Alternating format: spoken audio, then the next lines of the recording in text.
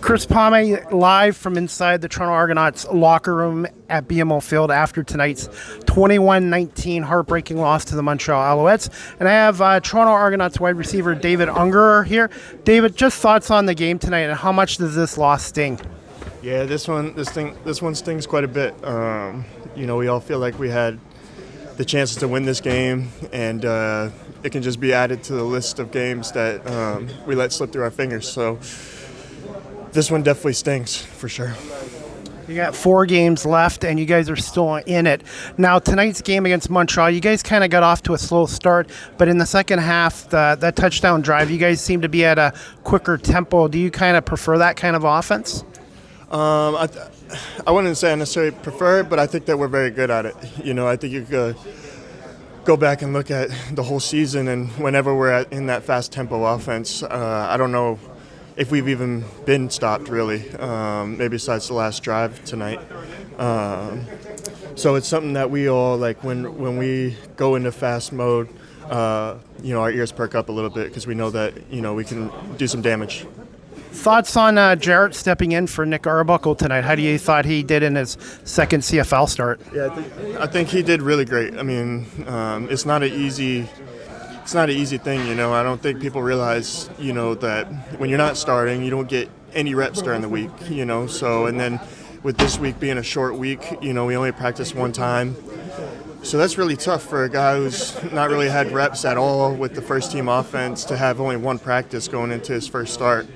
And I thought he really competed his ass off. I mean, if anything, I think us receivers let him down tonight. We had a bunch of drops. And that's something you can't do to a guy who's starting in his first games. But besides that, I think he had a really good night. He competed his tail off. What are your thoughts on the running game? I guess it just wasn't there tonight. Yeah, it's tough.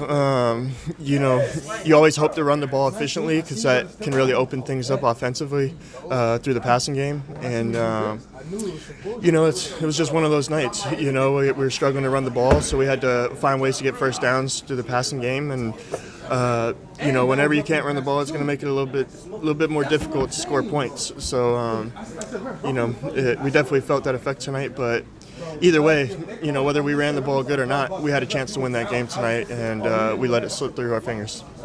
Thoughts on the Alouettes? What did they do defensively to kind of stymie you the first 3 quarters? They got to the quarterback.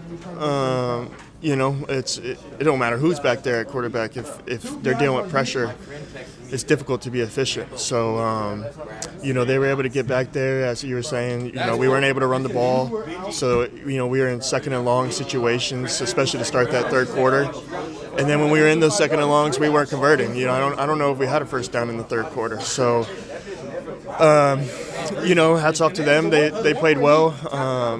But like I said, we had the opportunities to win that game, and we just didn't come up with it. So it's tough. David, what would you tell Argo fans after this game? And you got 4 games left. What would you tell the fans? I would tell them to have faith. We have a great room of leaders, and we got guys who are extremely experienced in this league and have dealt with a lot of ups and downs. And, at the end of the day, we got 4 games left, and if we go out and win them all, then we're putting ourselves in a position to make the playoffs. So just have faith and, believe in us because we'll get it done. When do you guys start preparing for BC? Tonight.